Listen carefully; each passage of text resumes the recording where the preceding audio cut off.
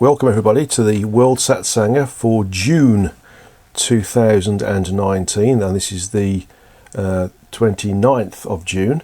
And thank you very much for all your questions. I've got so many questions now. I've got a lot of questions for this particular month from one person, and then I've got enough questions to support July's Satsanga and possibly a little bit of August's Satsanga as well. So thank you very much for sending your questions in. It's always an honour and a pleasure to be able to work in this way.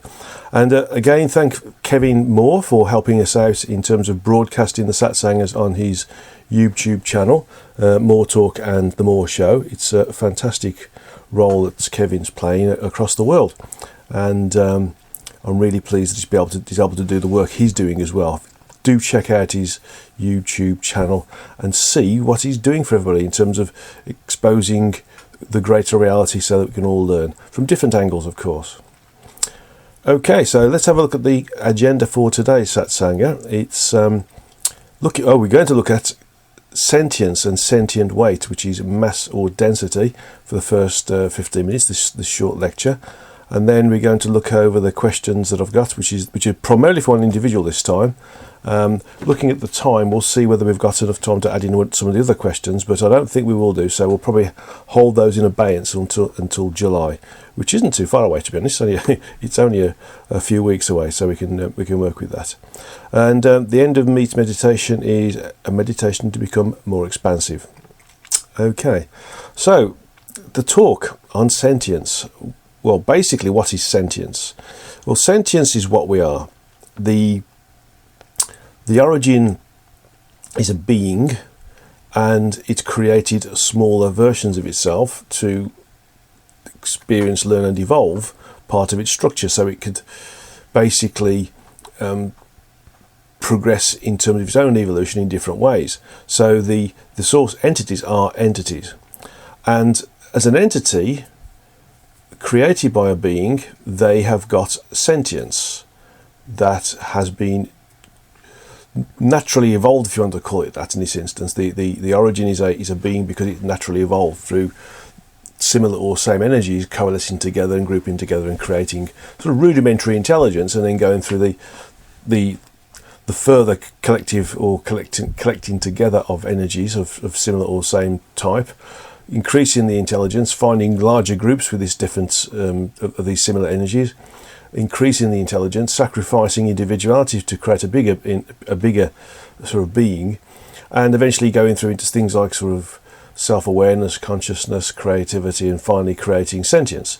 The 20 steps to sentience are part of a presentation that I've been giving recently at the Probe conference, and the multidimensional show in Birmingham as well. The Probe conference, of course, being in St Anne's up by Blackpool in the UK. And Birmingham, of course, is the Birmingham, the UK, not Birmingham, Alabama. So, anyway, we can look at this and understand from this that sentience is something which is basically generated through natural evolution, or it can be given. So, sentience is something which is generated through the evolution of an energy. Or it can be individualized. Bits of it can be taken, divided up and allowed to use or create smaller versions of oneself, if one is the sentient entity or sentient being that is dividing this sentience up. So in general, sentience is given a body of energy to work with, although sentience is in effect an independent thing, so to speak, in so much as it doesn't need sentience to exist. Sentience doesn't need energy to exist, because sentience is. It's just that it can be created through energy, or it can be created through the separation of sentience from one entity or being to create another one. So sentience is what we are, really. It's the shall we say, the consciousness, the intelligence, the creativity, the personality of what we are. It's that which strives to understand more, to experience, learn and evolve on behalf of itself and its creator and its creator's creator, which is what our true energetic selves are doing. And we, as smaller units of our true energetic selves are doing for our true energetic selves. So sentience is in effect it's either divided from a much larger being or entity, or it is allowed to it is created through the natural evolution of energy. So as a personality or as a collective level of experiences together that creates intellect, if you want to call it that. Sentience, of course, is above intellect, but it incorporates that. What is it that creates sentient weight or mass or density? So if we look at the amount of sentience that's within a source entity in comparison to the origin, for instance, we would see that it's a minuscule amount in real terms, because the origin is always growing in its polyomniscient sentient self-awareness in comparison to the energies and the size that it's got available to it to experience, learn and evolve within itself. And the difference between the origin sentience and a source entity's sentience, although it's a massive difference, it's unfathomably different, and something that we as human beings can't really understand. There nevertheless is a difference, because the source entities are a division of sentience and energy from origin. If we look at it in terms of the difference between a true energetic self, which we sometimes call the oversoul or higher self, or in Hindu terms the Godhead, we start to see a difference in the level of sort of sentience and energy.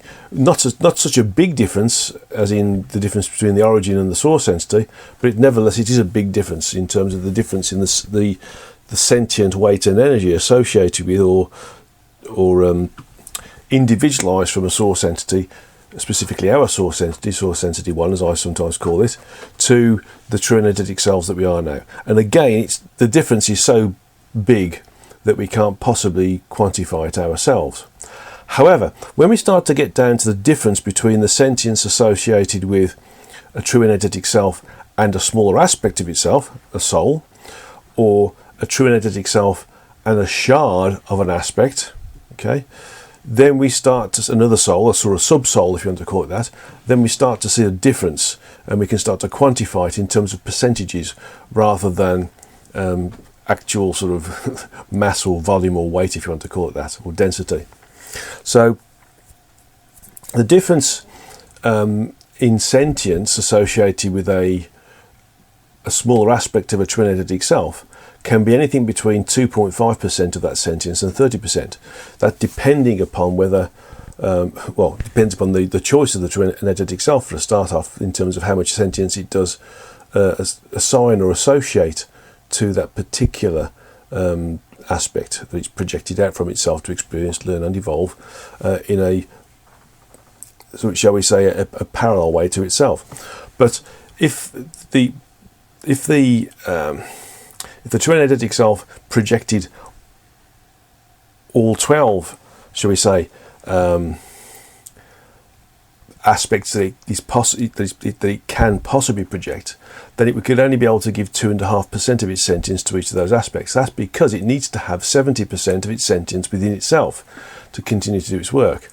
So it can only ever distribute 30% of its sentience and energy to those smaller aspects of itself that it can create. But if it decided to for instance, only project 4 aspects, then it can divide that 30% by 4. So basically 30 but divided by 4 gives us 7.5%. So it's possible that an aspect could have the sentience associated with 7.5% of the total sentience of a true energetic self. This is rare. There are souls, such as some of the ascended masters, for instance, that do have assigned to them, sometimes and mostly temporarily, by the way, higher levels of sentience associated with an incarnation to help them do what they're doing, or to be of service in the way that they are. But in general, 2.5% of the sentience of a true energetic self is what we are. So this is a measurement, okay? It doesn't describe sentient weight or mass or density right now, but I'll explain what that means later, because it does make a difference in terms of the energies involved in housing 2.5% of the sentience of a true energetic self versus the same energies housing 7.5%, for example. So I'll go with that in a moment. So moving on to the shards, again, an aspect can only project 12 shards, and those 12 shards can only have 30% of the total of sentience associated with a true energetic, associated with an aspect. So it's the same sort of calculation, if you like, between an aspect and a true energetic self, as is a portion to an aspect and a shard. So 70% of the sentience must remain with an aspect, although it can project another 30% in the same way as a true energetic self does for an aspect for a shard. So a shard might be 2.5%, but it could be 30% if it's the only shard that's projected. That's unlikely, but that's the case. So in essence, it's possible that if 4 shards were projected away from an aspect, they also might be given an equal share of the 30% that is possible to project. So they may again get 7.5%. So, but if you think of it in these terms, if an aspect is one of 12 and it's given 2.5% of the sentience, then that particular aspect then projects 12 shards. Then they have 2% or 2.5%. Of the 2.5% that the aspects have been given. So you can see that the amount of sentience associated with the energy is less. It's less dense, if you want to call it that, than it would be if it was maintained in the same apportionment as it was. So this gets us down to, if we have an energy of a known size, and that known size is the same between a true energetic self and an aspect and a shard, but the sentience is different. I'm not saying that the energy associated with an aspect is the same as with a true energetic self. Clearly it can't be, but let's just say for example that it is right now, and it gives us an idea.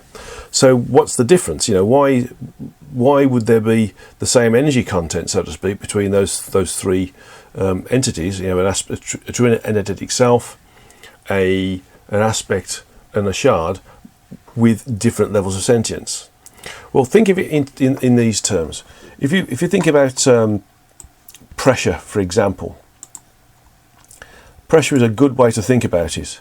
Okay, if you think of it in terms of sentience, is really, or can be classified in terms of air pressure within a known vessel. So if you think of it in terms of a tyre on a car, for instance, or a balloon, if the balloon or the tyre is the known, shall we say, vessel, the energy that houses that sentience, then we know that at standard air pressure, which is 1 atmosphere, it's not 1 bar. One bar is a bit bigger than that.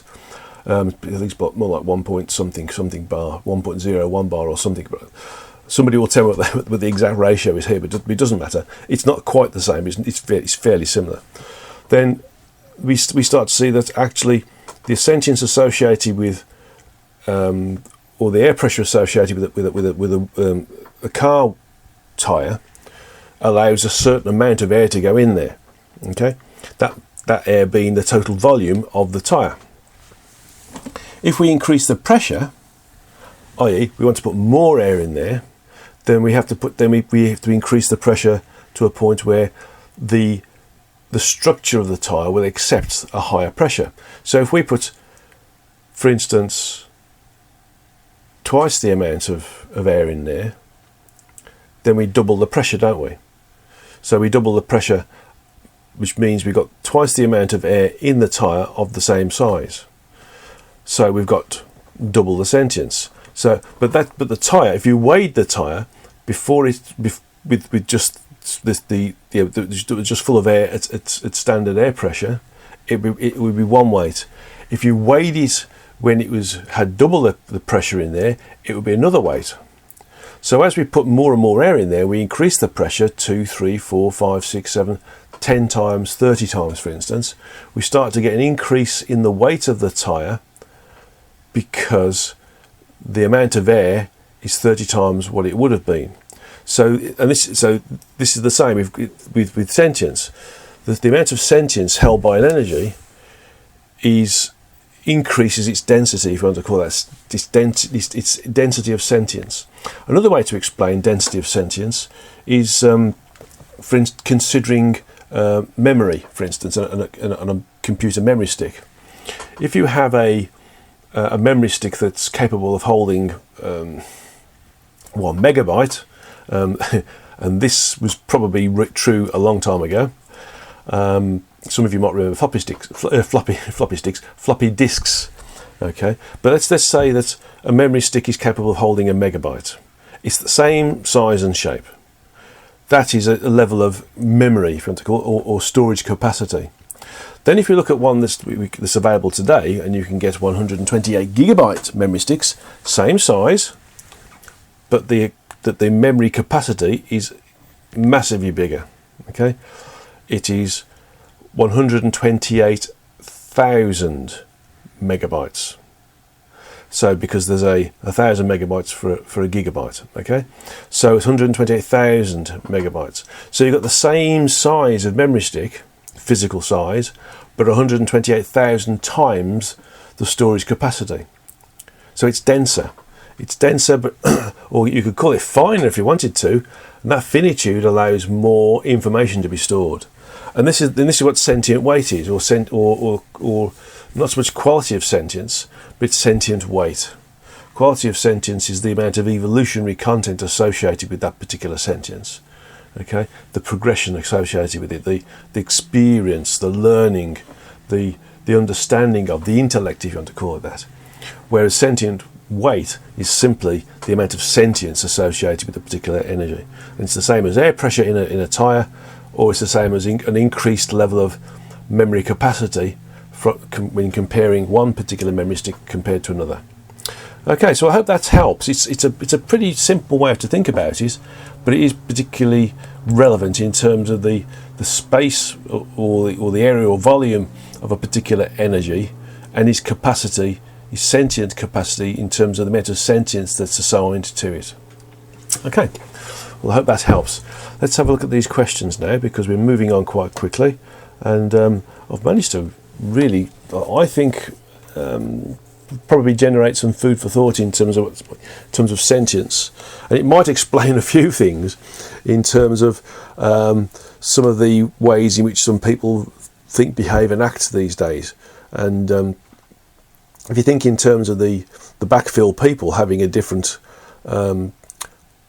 quality of sentience or quality of soul, then you can understand that they don't have the same level of sentience that the original entities or aspects projected from a true energetic self into the human vehicle, into the earth frequencies that we currently have. So there'll be a different level, not higher than the animal, but lower than the human in this respect. Okay, so it's just think of it in those terms. Some individuals won't have the same level of sentient weight or mass associated with their particular aspect or soul. The energy associated with their aspect or soul is projected may be the same, but the amount of sentient weight or mass will be different, and that therefore allows them to be able to use the level of intelligence that they've got, and therefore the intellect associated with the gathering of intelligence, or the gathering of information from intelligence. Okay. Let's go to these questions then we've got from FN, and this is a large group of questions. FN's, along with other people, has been very searching in some of these questions, and a plethora of questions have come my way. And thankfully we're going to be able to finish the questions. There must have been 40 or 50 questions came, and this is the last group of them. And I think we can finish them in this particular satsang, allowing us to move on to the other people's questions as well. I've been separating out these questions and adding them together to other people's questions, so we get some balance. But I think these questions are really good altogether this time, so we can work on these and then move on to other people's questions that have been given to me over the last 3 or 4 weeks, and then I can use those for July's. Okay, so basically the next set of questions, there's about, let's have a look at this, there's about 16 questions here, plus another, shall we say 8, so there's about 24 questions here. The first group are called myth or not, which is interesting. The first part of it is it true that vaccines are harmful and somehow our government is comprising our health with vaccines, and it is all part of this control and domination run by our government and cartels? One thing's clear, we're a lower frequency, and so the physical body needs help at times. And there is a lot of misinformation about vaccines. Vaccines are useful when we're incapable of healing ourselves or protecting ourselves energetically. So if we don't have the right level of sentience to be able to work in higher frequency ways, for instance, and use our energies to be able to protect ourselves from disease or virus, okay, then we are in the need of certain vaccines. The issue is there's been a lot of bad press about vaccines recently as being that they are dangerous. That is not specifically true, although we are, for instance, we are steered towards medication that we arguably don't need in a lot of cases. But some of these vaccines are necessary with certain individuals. So unless you're particularly confident in your ability to be able to stop disease or arrest any disease by just using your pure high frequency practice or meditation, then I would suggest that vaccines are necessary. And I really believe that because there's a lot of backfill people on the planet right now, that we're going to, and a lot of individuals are saying we don't need vaccines, that people who are not able to make a decision for themselves but follow the decisions of others are going to go down the path of not having vaccines, and we're going to be in a position where there is going to be epidemics of things like smallpox, things like measles, things like mumps and rubella, and all these different things are going to come back in again. So it's going to be quite an interesting time if we don't take a common sense approach. My healing approach is that sometimes we can cure things totally with energy. Sometimes it needs a bit of help from the gross physical aspect as well, and that's a balanced approach. Sometimes we can do miraculous things with energies if the individual themselves wants to be healed and it's within their life plan to be healed. But sometimes the level of dysfunction or disease or virus is so heavily embedded within the gross physical that they do need a bit of help on the gross physical frequencies as well. Okay.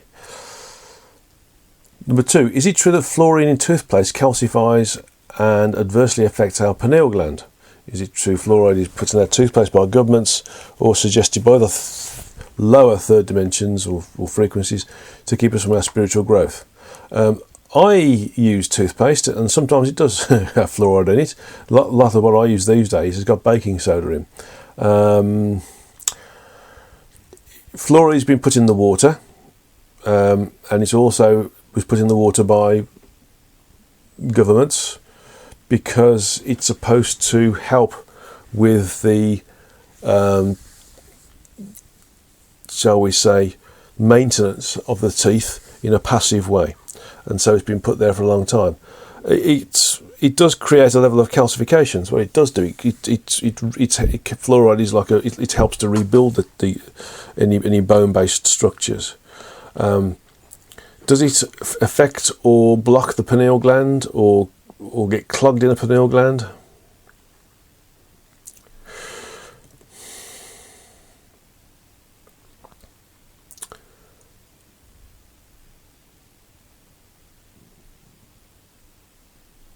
I'm being told that the pineal gland is very, very complicated and has its own filtering to remove any potential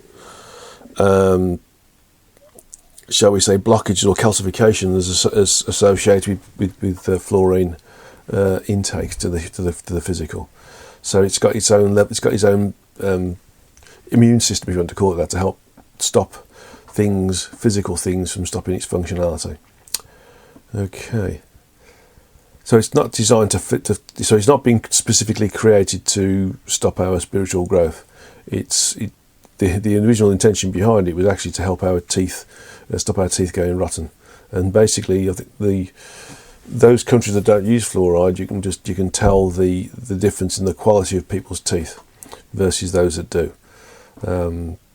Along with all these things, it's balance, isn't it?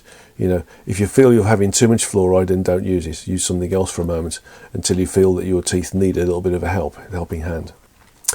Okay. Next question. Is it true that computer games are nano AI technology to take control of our kids and the games open portals in kids' bodies? No. It is simply addictive. So therefore karmic. Basically, in terms of AI, and in terms of anything really, there are potential ways in which subliminal messages can be broadcast through, but I'm not picking up that is a common thing that happens within certain computer games. I'm not picking up any specifically complicated algorithms associated with computer games that could be used to take control of children. It's simply addictive, and it's simply a fashion. Basically, if we didn't have computer games, they would probably be doing something else. But right now, because it's interesting to use computers and play games and interact with individuals who are playing games in one of these internet-based things where you're all playing against each other across various different countries, then you can understand that it becomes competitive. And being competitive is part of a low-frequency thought, behaviour, and action, because it's basically low frequency. When we've moved past the need to be competitive and be better than somebody else, then we will no longer need to play any sort of game, or irrespective of what it is, computer games or physical games. Next one. Is it true that when we watch TV, we open ourselves to be attacked by host parasites and portals and viruses from AI technology, because that is one way for entities to experience here or use our vehicle for this third dimension or third frequency environment?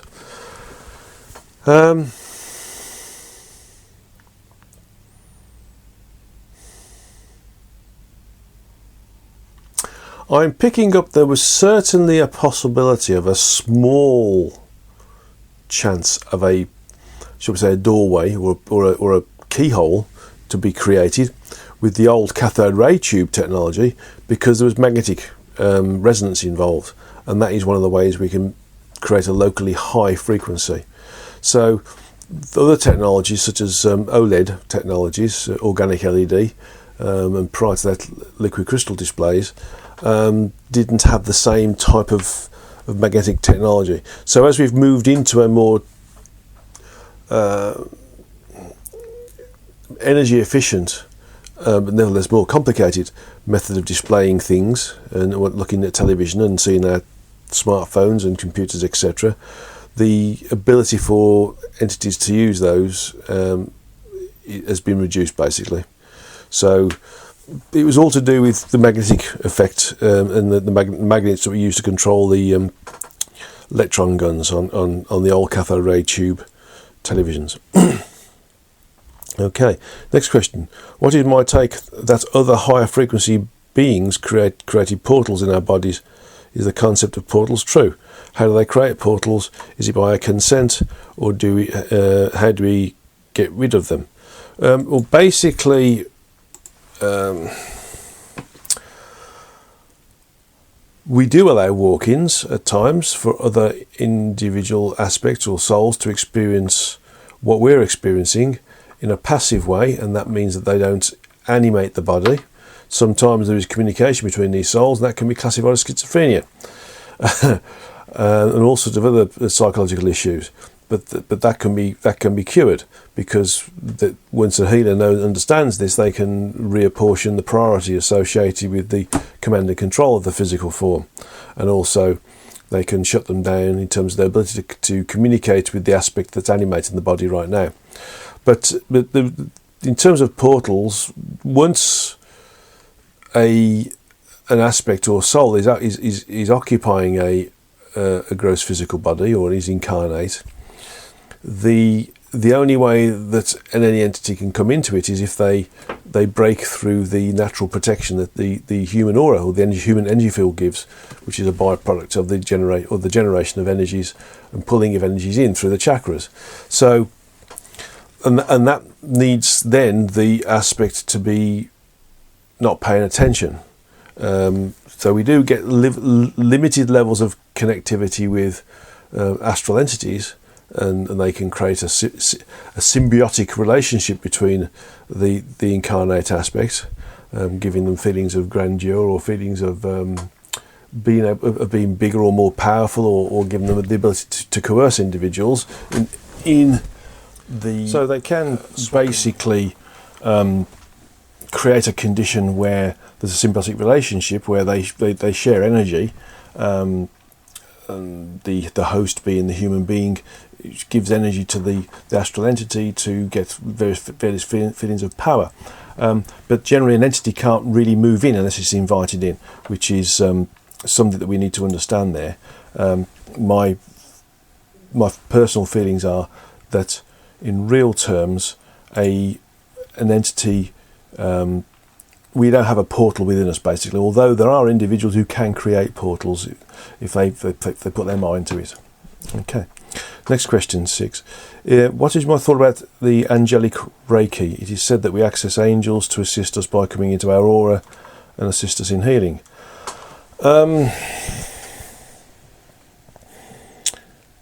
If we have entities coming in to help us, and we invite them in, such as with trance mediumship, for instance, then it simply is what it is. It's allowing an entity in through prior agreement, and reference the previous question, by the way, to allow a particular entity to work through us. And so I wouldn't call them angels, I'd just call them different entities, disincarnate entities, or higher frequency incarnate entities that we've agreed to work with to effect some form of healing. And so what I would say, though, is that anybody who does allow another entity to work with them in a trance way, or move into their or animate their body, needs to be very careful and make sure that they're not going to be potentially taken advantage of later, because this can happen when you're not strong enough or powerful enough in terms of your own protection. So be very, very careful about this sort of thing. But I wouldn't call it angelic Reiki, because if you're involving another entity, it's not Reiki, because Reiki is a single energy.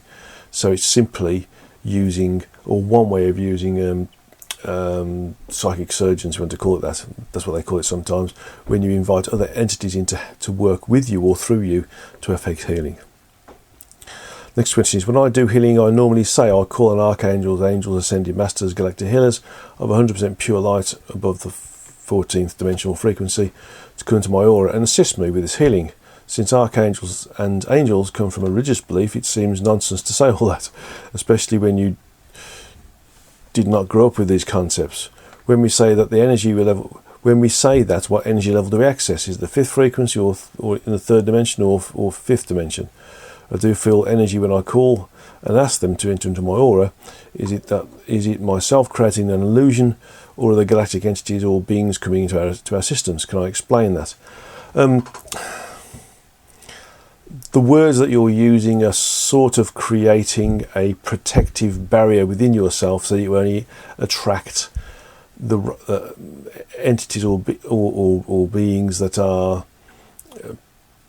pure in their intention to work with you, simply to help others and assist in removing their disease or psycho-spiritual issues.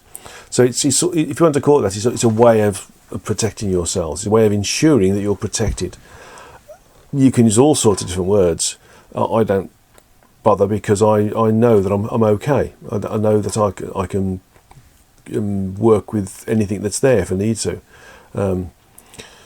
Some people need to have mantras. Some people don't need to have mantras. Some people must use different physical functions to create protection around themselves, like, for instance, stones or crystals, for instance. or saging or smudging different parts of the room.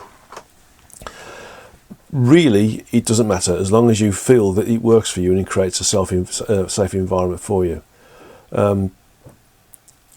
It's that whatever you use, if it makes you feel comfortable, it makes you feel safe, then fine, that's okay.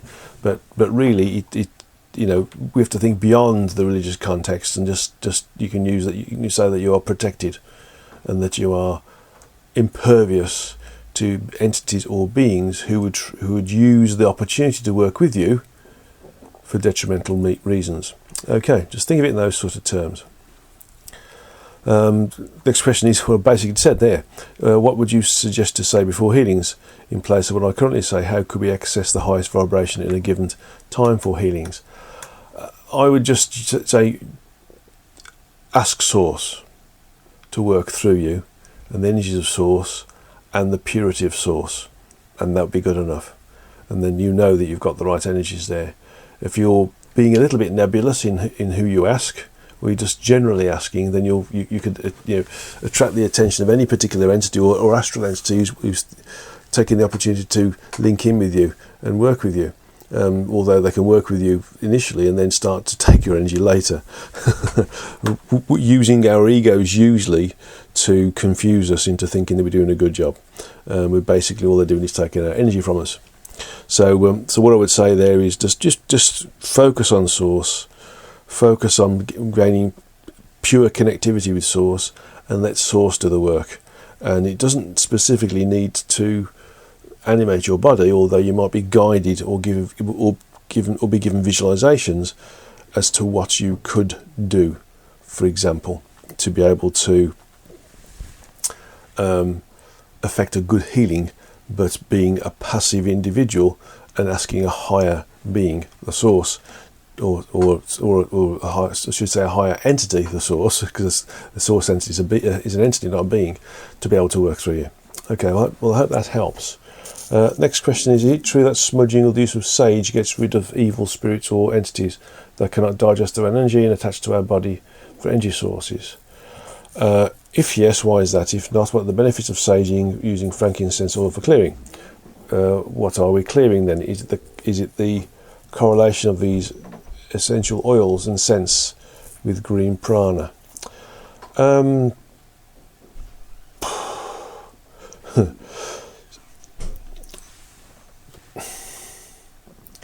Anything physical is an interface.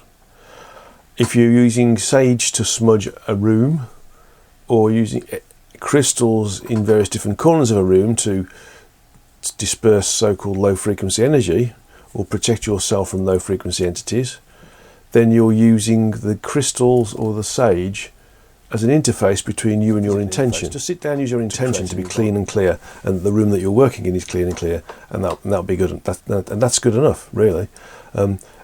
Tarot cards, they're a physical interface. Pendulums, a physical interface.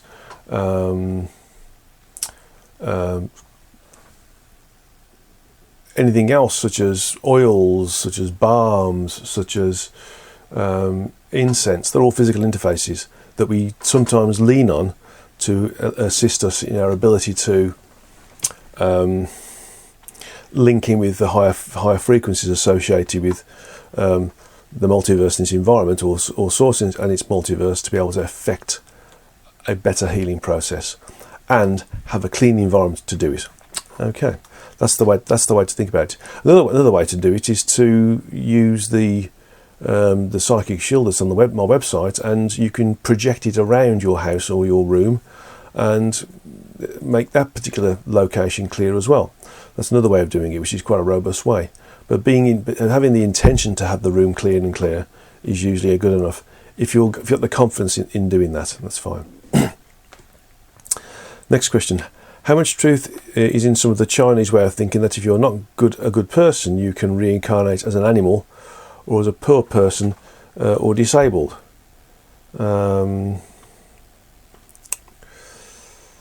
Some sort of payback karma. I assume this is a myth. Yeah, basically we could, but we don't incarnate as a lower into a lower vehicle, basically. we could incarnate into the animal vehicles, we could incarnate into the plant vehicles, we can incarnate into the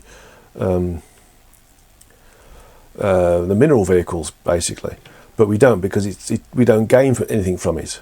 An animal an animal soul or aspect could incarnate into a plant vehicle or a mineral vehicle, but it couldn't incarnate into a human vehicle because it's too high. That takes a lot of evolution before they can do that. But we can go into all those different levels. But the problem is that there's no evolutionary benefit to us by doing it. So from that perspective, we need to think of it in terms of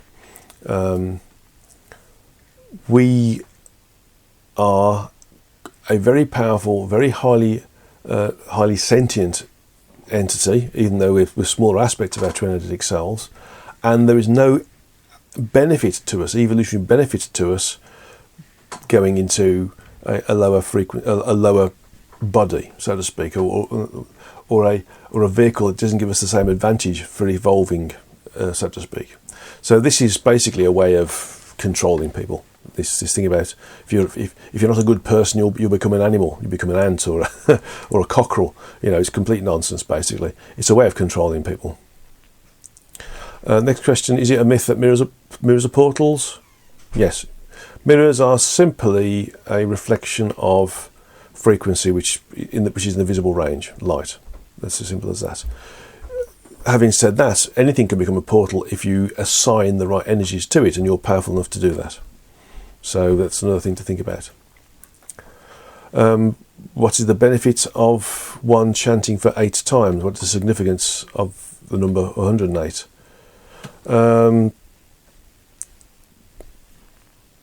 Simply chanting or creating a mantra is creating a focus. And the more that you can create that focus with the use of using a mantra or chanting, the better the outcome of the focus associated with that chanting or the mantra. It's as simple as that. It's just creating a focus, and chanting with this Om or other mantras associated with success or abundance is simply a way of focusing on it. Prayer is a very loose way of focusing on it as well. So from that respect, I would suggest that there's no significance in numbers, although if you want to create a mantra, repeat it 12 times, because 12 is an auspicious number, because it repeats itself throughout the structure of the origin. But that's it. It's an interesting number. It would give you enough time to focus on what you're doing and settle down. Some people need more repetition within their mantras or their chanting to create the focus. Other people need less. Okay, so I hope that particularly helps there. Next question. Please state whether each of our fingers corresponds to each of the chakras, whether wearing a specific colour, precious stone, or a specific finger, in a specific finger, like a ring for instance, or strengthens a specific chakra, whether specific precious stones, colours could protect our aura or create an auric shield by wearing that on our fingers. For example, black stone like tourmaline on the middle right finger supposed to create a shield of protection, or green precious stones wearing on the right hand middle finger is to enhance the healing for cleaning purposes and also keep our aura clean. Please clarify and specify.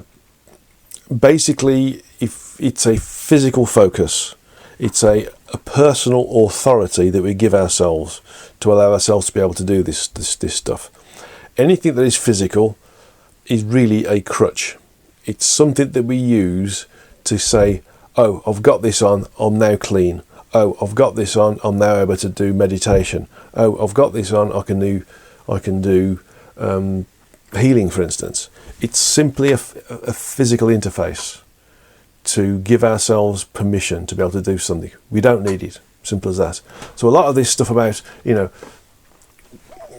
this or do that and do the other is really complete nonsense. We don't need to have crystals around us. Crystals are useful, by the way. They do provide a function. They do provide various different healing characteristics. They can be programmed to do a number of different things, and they can be programmed to create a clear environment. But if you're the sort of individual who is confident enough in your energetic functionality, then you don't really need any of this at all, because you can do it, and you don't need to have something to focus on. It's a bit like there's a story about Merlin as a wizard, and when he was apprentice, he was said there's a number of different wizards. There's wizards who use incantations or spells. There's wizards who use their hands or an object such as a staff to be able to help them with focus and project their energies. And there's those that do it by pure thought. And the story goes that Merlin said, "Oh, I'm going to be a wizard of pure thought." And he didn't quite get there. He ended up being a mixture of an incantation and the use of the hands or a staff to be able to project his energy. So he got confused and got with the gross physical aspect of it and lost his confidence, and maybe the frequencies went lower around him, and it meant that he had to do this sort of thing to be able to create a focus for himself. Okay, next question. Is it true that when we meditate collectively as a group, we expose ourselves energetically to energies of the group, and we could contaminate or create energetic links that are not of benefit to us? That depends upon the intention of the meditation of the group, of the individuals within the group, and the intention of the meditational group leader, basically. But if you intend to meditate collectively in a group for a common cause, then you create a synergetic effect, which is the square of the number of individuals, basically. So if you have 5 people in a group, it's like 5 times 5 is 25. So it's like having 25 people there. The thing is here that in real terms, what we need to understand is that if we're going to meditate, then we need to make sure that the intention of the individuals, each individual within the group, is consistent with our own. And if we're happy with that, then we don't get any contamination or any energetic links between them that are not beneficial to us. Okay, the next question is, who is Abraham Hicks and what are their collective goals? Well, I think the question, who are Abraham Hicks, is who are the people who work with the Abraham Hicks ideas? Well, basically they are individuals who've got an idea about the law of attraction, really, and the way to work in a positive way and focus. Fairly low grade, but nevertheless beneficial for those who want to work in that particular way, provided you are pure in your application of some of the ideas. But really all they're doing is creating a thought process where you can create whatever you want to create around yourself, like creating your own reality, for instance, or creating your own level of abundance or state of beingness, or creating a condition where the individuals of same and self-mind are around you. So basically they are creating another way of seeing how to work with the energies associated with the universe by being positive in our affirmations, so to speak, of what we want to experience and work with, and and attract to ourselves. Okay, so I think it's a reasonable thing, but I'd see it as a stepping stone for most people who are listening into this particular Satsanga. Next question: is Earth hollow at the centre? Is there life and atmosphere in the centre of the Earth? Is there a sphere opening both poles, north and south, and the north and south poles of the Earth? Does the Shambhala city in the inner Earth in existence, or is it a myth? Are inner Earth people living in inner Earth? What is their frequency level? What is their intentions? There are. This is all misinformation or misunderstanding, basically. There are entities that live within the frequencies of the Earth that you would call inside the Earth, but they are a higher frequency, so they are able to work within the Earth, but maintain a different frequency within the Earth. So they would be experiencing existence in incarnate state as we are here, but they can do it within the Earth, but because they're a higher frequency. So in effect, they would have areas where they can move in and out of the Earth. If you want to call it the North and South Pole, you could do. I wouldn't suggest it is that. They can be anywhere really. If they can move their frequencies, or they are of a naturally higher frequency where they can create an environment for themselves within the Earth, then they don't particularly need to have it in one particular pole. It can be anywhere. But my understanding is there is another. There's a plethora basically of different entities that are incarnate entities that are observing us and working on the planet. And there's one particular other sentient entity who is part of the Earth. There's not just us and the dolphins. There's another one as well, and they exist also within the Earth as well. But they're a higher frequency, and they can move around the inside of the Earth the same way as we move around on the outside of the Earth. But it's not an environment with an atmosphere as we would know it. It's a higher frequency environment that exists within the structure of the gross physicality of the Earth. Okay. It's a good question though, because people think of it in terms of how we experience gross physical, but it's not. It's a different frequential level. That means, and there's also different frequential incarnate aspects or beings or aliens, you want to call them, that are here now. It's just we can't see them. The problem is with incarnate mankind is what we can't see, taste, touch, or feel. We think either doesn't exist, is complete nonsense, or can't possibly be in the same environment as ourselves. But it can be. And radio waves are proof of that, and so are all the different other radiation-based information that we can get as well. Microwaves, one thing, gamma rays, X-rays, etc., etc., etc. They're all different things that we don't see. We can't touch and taste and feel, but they're nevertheless there, and we do work with them. And that's the same with these entities. They are in the Earth, but they don't need a physical environment like we've got on the outside of the Earth. Okay. Next question is, how about sound activations? How much truth is it? Can we activate ourselves with a sound bath?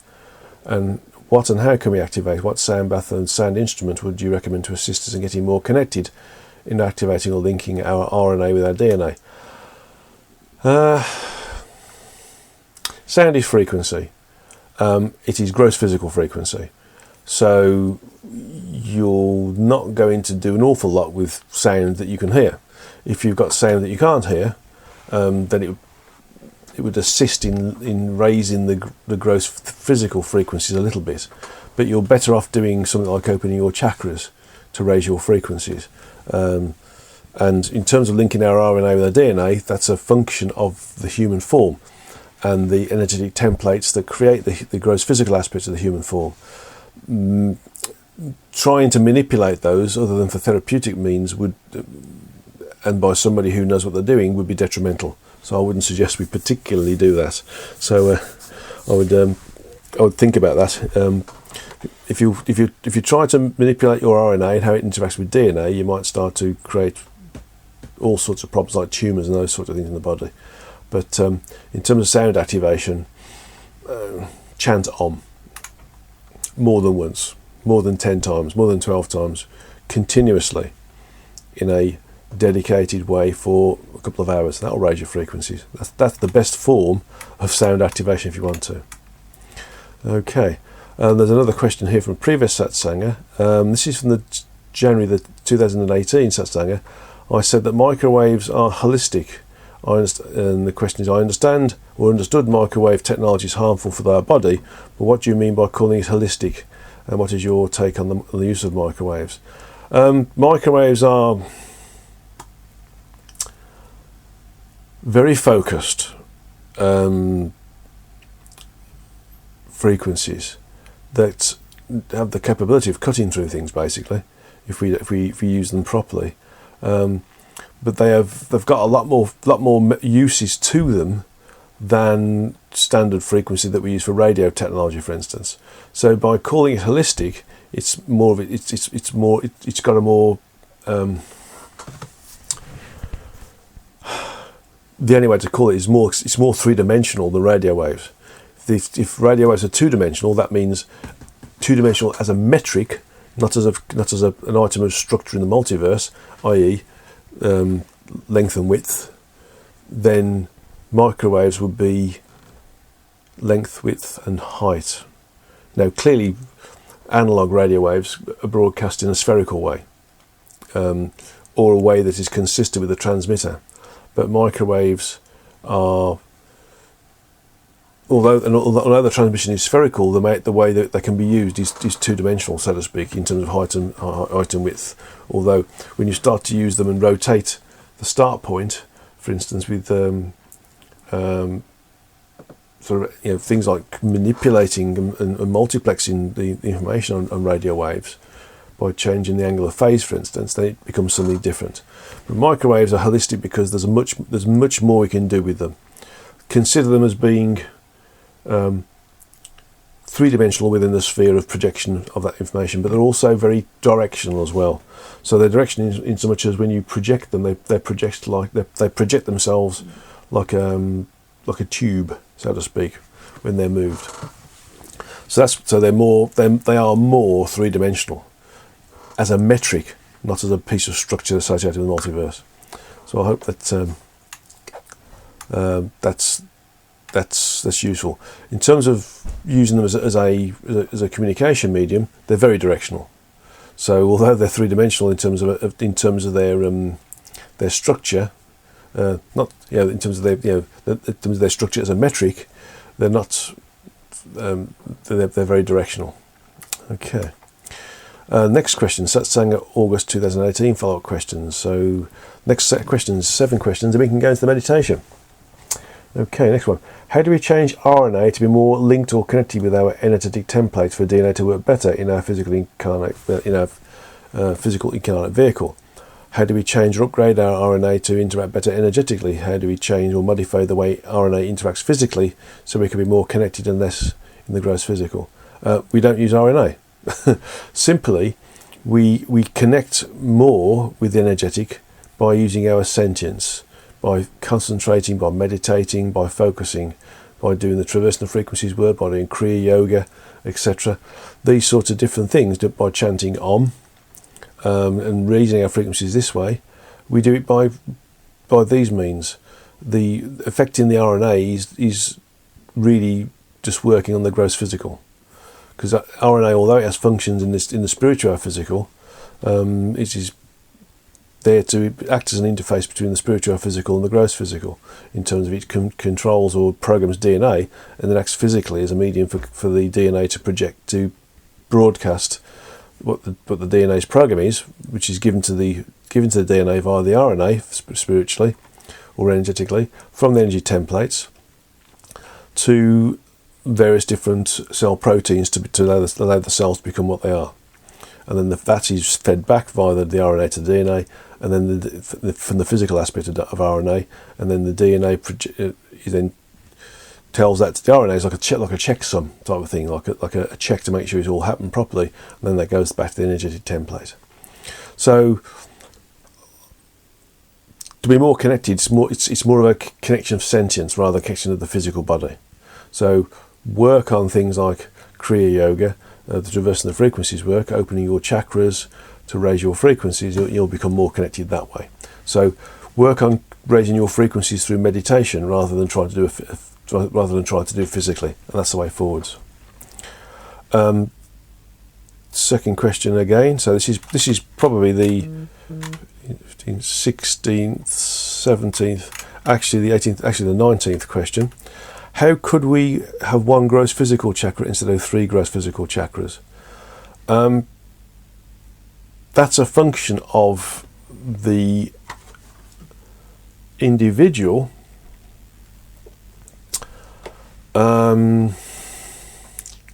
working on themselves and being a higher frequency and needing a higher frequency vehicle. So if we have a higher frequency vehicle, then it's not so connected into the gross physical. So it doesn't need to have 3 gross physical or chakras, because it hasn't got 3 gross physical templates. It's got 1 template associated with the gross physical, a composite template. It's got 1 chakra associated with the templates in the gross physical, which is a composite chakra. So that's how we have 1 gross physical chakra rather than 3. And those individuals who have lifted their frequencies up can migrate into this condition in a single lifetime if they work on themselves. And some people are born like this. Some people are naturally a higher frequency because they've come to do some specific work which is higher frequency. Okay, and therefore they would have one gross physical chakra, one gross physical one composite gross physical chakra, one composite gross physical template, and then you've got the other 4 spiritual physical templates which are there, and 4 spiritual physical chakras. So that'll be chakras 4, 5, 6 and 7, and energy templates 4, 5, 6 and 7. Okay, good question. No, thank you. Next one is, if soul code is life plan or life goals, how could we learn to read our soul code or life plan so we can fulfill our plan better by understanding our journey better? Meditate. Basically, it's understanding ourselves and feeling ourselves and working with our intuition. If something feels right, we're supposed to be doing it, then it's part of our life plan. If something feels wrong, we're not supposed to be doing it, so it's not part of our life plan. It's almost as simple as this, that we have to meditate and work with ourselves and use our intuition, which is of course clairsentience, if you want to call it that, to be able to understand what our next job is, what our next role is, what our next piece of work is. Basically, if something feels right, it's part of our plan. If something feels wrong, it's not part of our plan. And if something feels very wrong, or we get ill because we're doing it, it's because we're being definitely told it's not part of our life plan. Okay, next question is, what are the geometric structures for different energies? Can I provide a table of geometric structures? What kind of main energies could link up together, and what are each energy functions, and how can we use them better? I don't know. I don't know what the geometric structures are for different energies.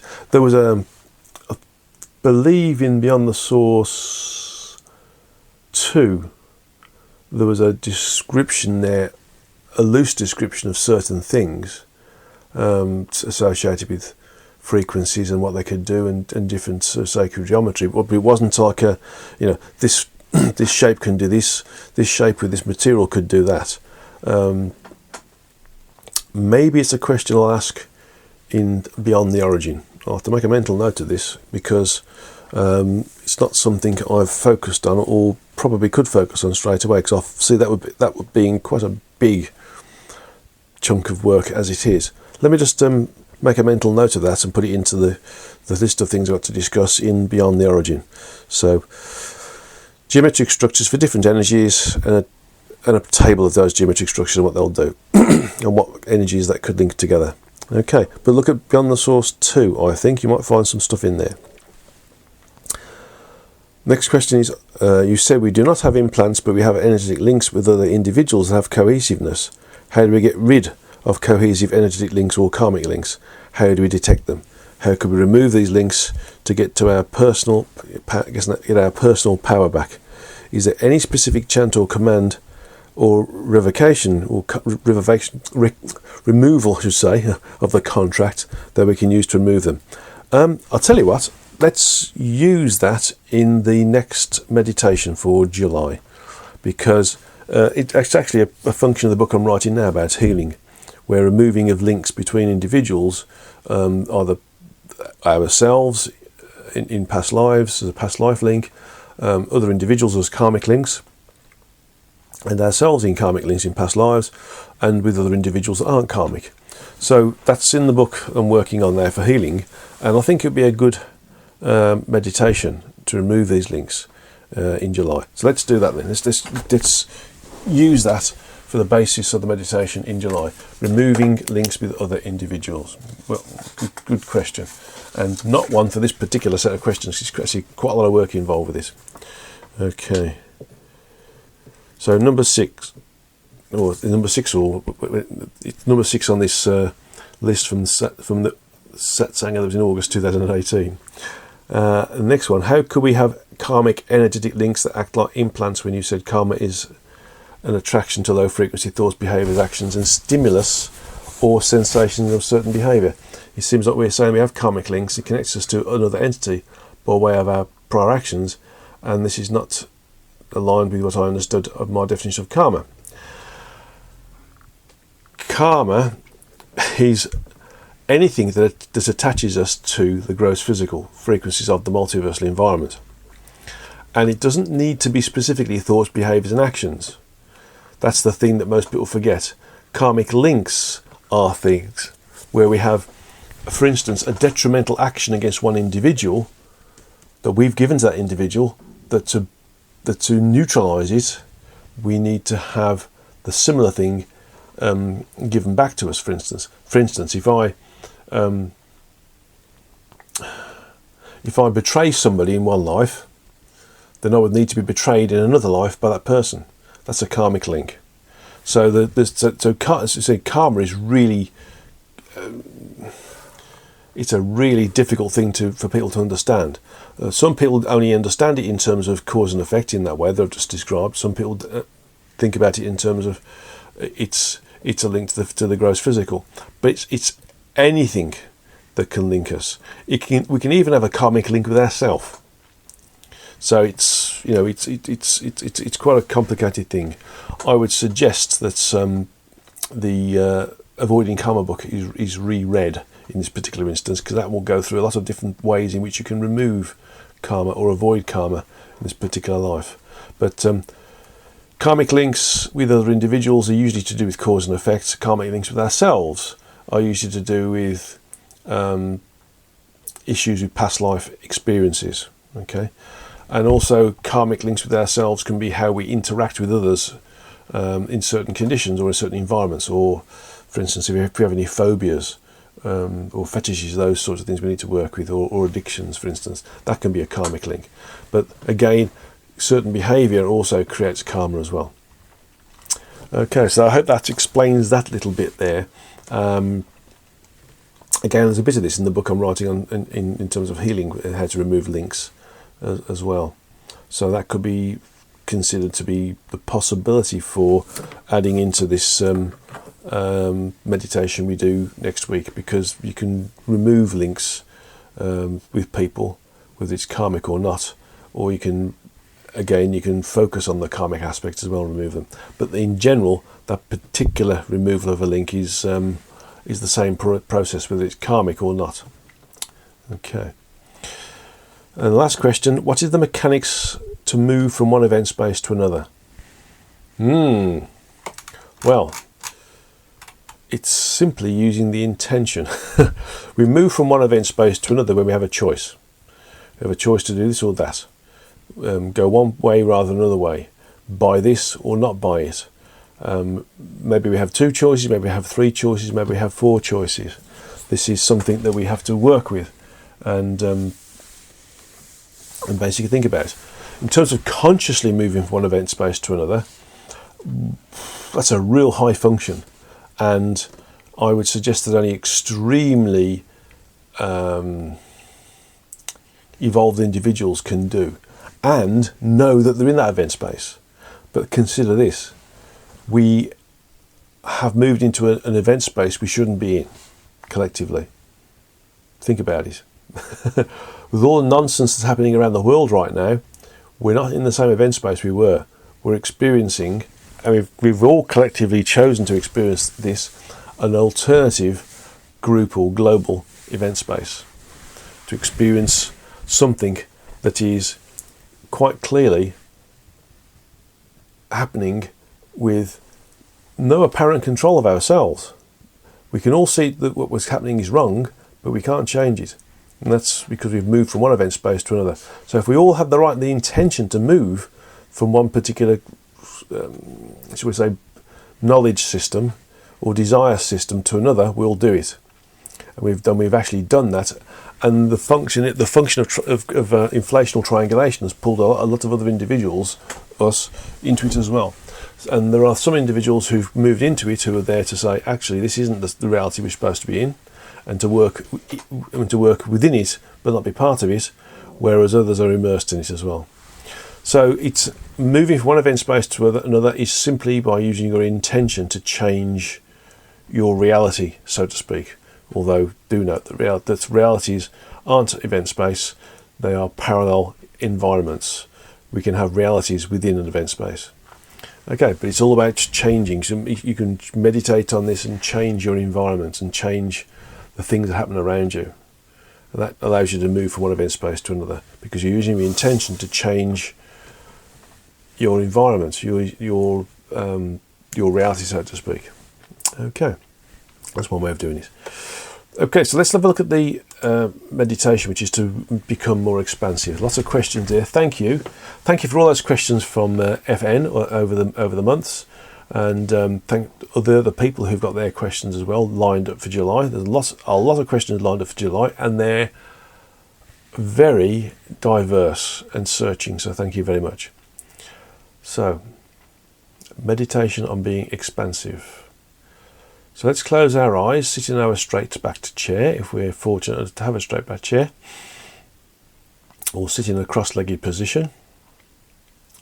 Palms or hands placed, palms uppermost on our upper thighs, just about where the upper part of the legs meets the lower part of the body.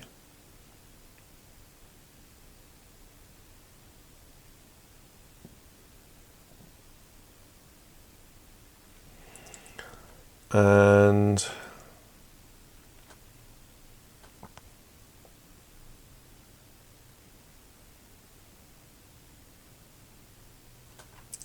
close your eyes if you haven't already done so. And focus on the point in between the two eyebrows and above the bridge of the nose, which is the origin of the third eye. It's a similar place for the third eye chakra, which is a different thing.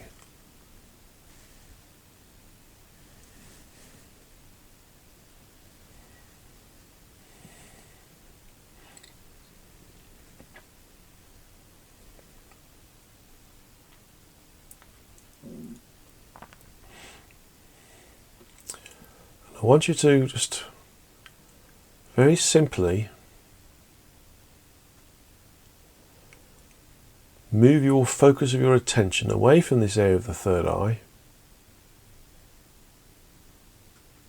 but to also encompass the rest of your body. Your sentience is within a shell. The shell is the human form. It tends to be concentrated on the area where the eyes are. Okay? Our sentience isn't in the head, in the brain, it's in the soul seat, which is roughly in the same location as where the front and rear aspects of the heart chakra are located. So if you could suggest it's in the center of the body, behind the heart chakra, the front heart chakra.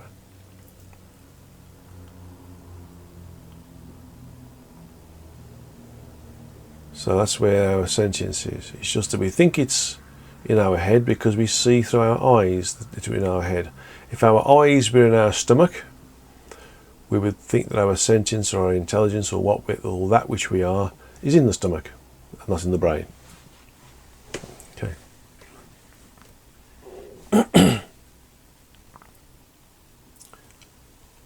So move out of the head into the rest of the body. Don't worry about the organs and the bones and the muscles and the sinews and the venous system and the nervous system. Just think of the skin as being a barrier. The outside of the body. And everything else is just empty space.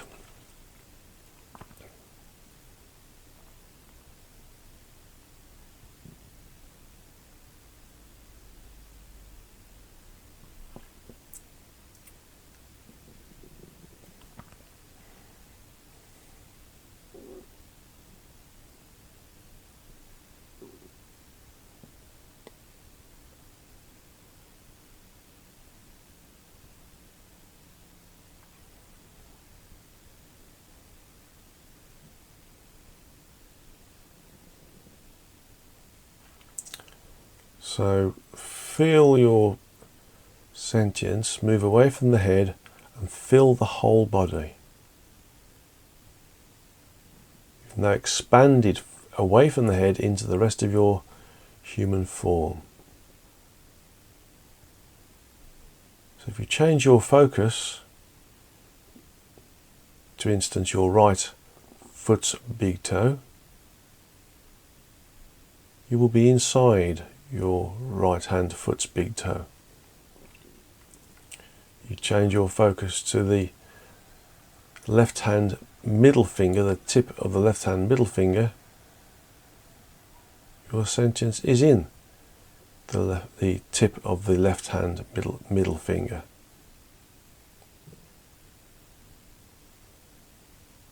Let's change your sentience so that it is focused on the point of the soul seat, which is behind the heart chakra, which is at the center of the front of the chest, in middle of the sternum, but actually in the center of the body,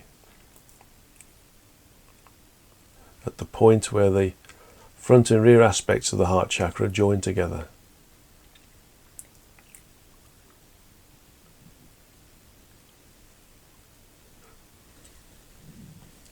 See yourself in this point, but also see your consciousness or your sentience also occupying every part of the human body at the same time, concurrently.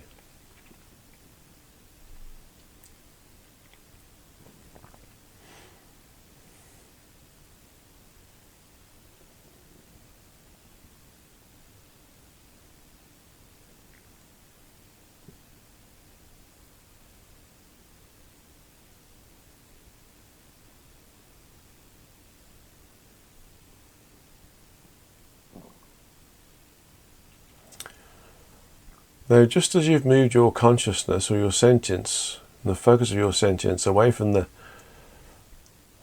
head, and you've seen that you can move around the body, and you've placed it at the soul seat, now expand it into the room. So you're now in the room. Your whole of your sentience, your beingness, or your entityness in real terms, is in the room. It's the whole room of you. You've expanded from your head into the body, from the body into the room.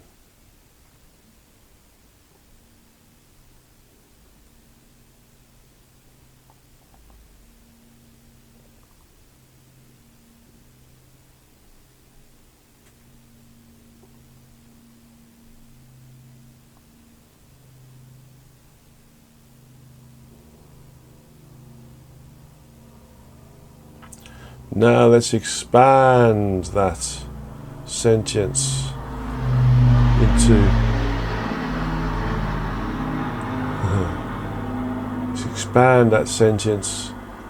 the rest of the house. So your sentience fills not only the body or the room, but it also in the house.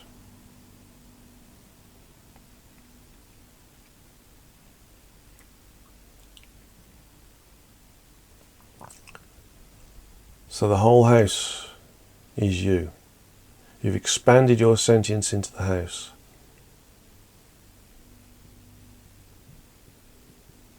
Now we can make a jump. We can jump away from the house and fill the city that our house is in. Allow your sentience to spread out into the city. You're in every house, every road, every drain, every pipe, every cable, everything associated with the city.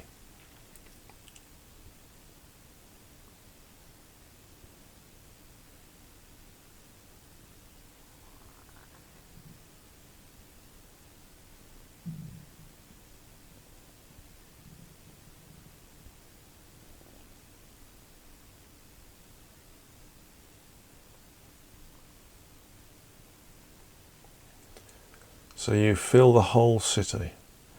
Now jump from the city to the country that you're in. So your sentience fills the whole of the country. Feel that you're in the country.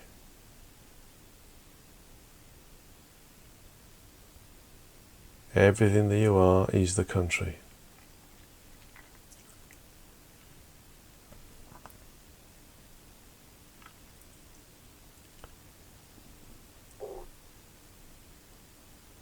Now expand that into the whole of the earth, so that the whole of the earth is your sentience.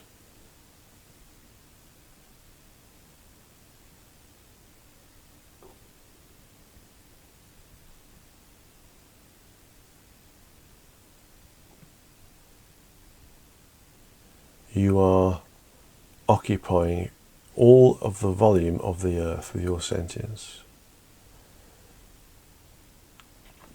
Now let's occupy the whole galaxy.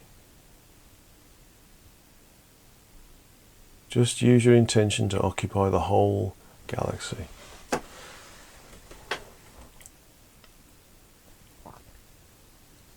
So your sentience occupies the whole galaxy.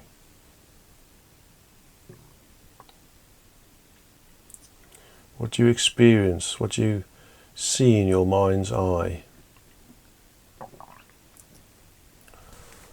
What's happening in the galaxy in totality? Just change your focus to one or two areas and there you'll see what's going on. Now change your intention so that you occupy the whole of the universe, the physical universe, this rather amorphous bubble or sphere of structure. And all those galaxies that are within the universe are occupied by your sentience.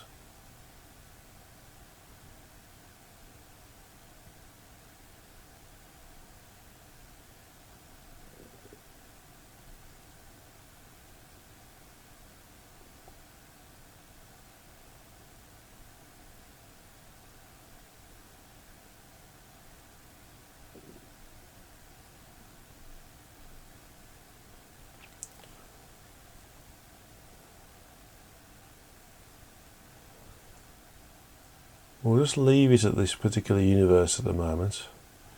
You could, if you wished, move out into expanding your sentience into, in fact let's do so, all of the frequencies, the 12 frequencies associated with the physical universe. So you're not only occupying the first 3 frequencies with your sentience within the physical universe, you're also occupying the other 9 frequencies associated with the physical universe, a total of 12 frequencies.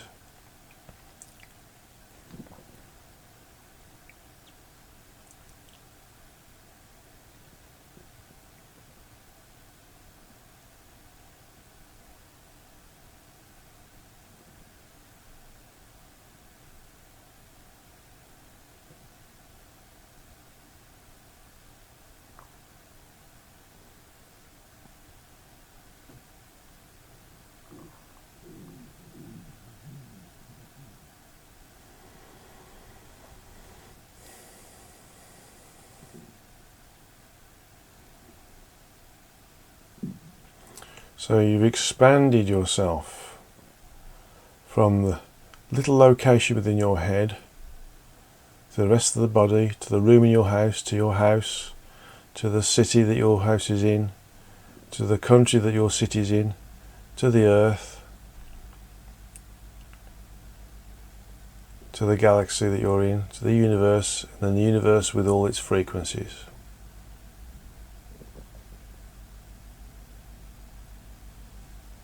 Feel all that is happening in this physical environment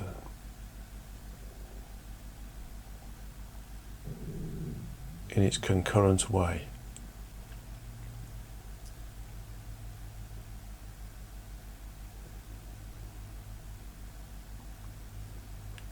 Allow yourself to be everywhere at once, but also allow yourself to focus on certain small areas as you wished. Allowing your sentience to just focus on one point and then another point and then another point, whilst also still being within all of the universe on those 12 frequencies.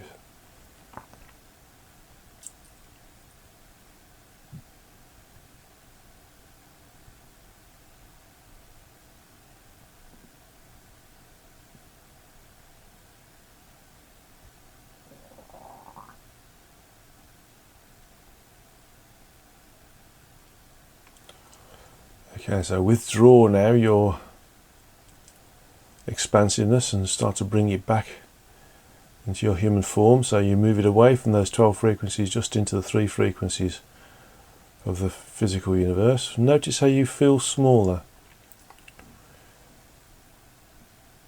And then you occupy only, withdraw it just into the galaxy that you're in, the Milky Way.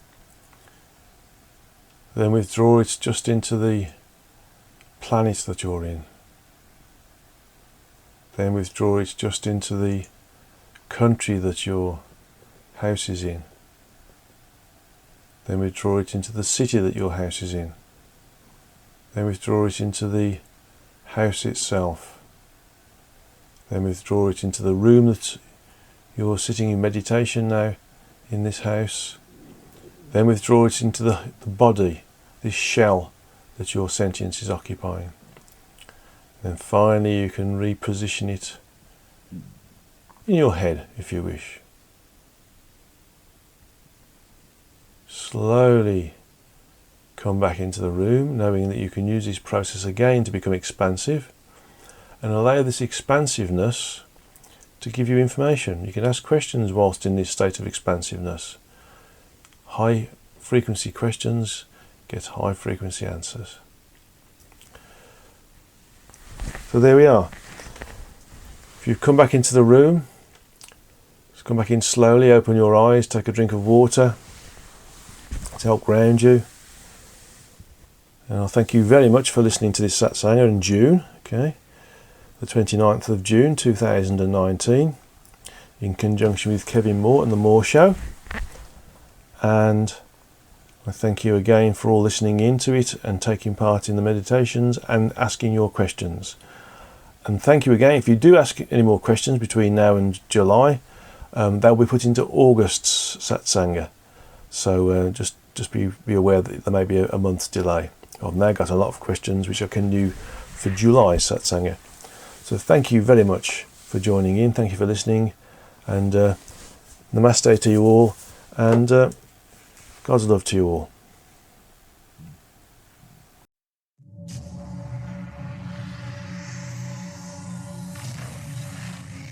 Did you see the aliens in Crete?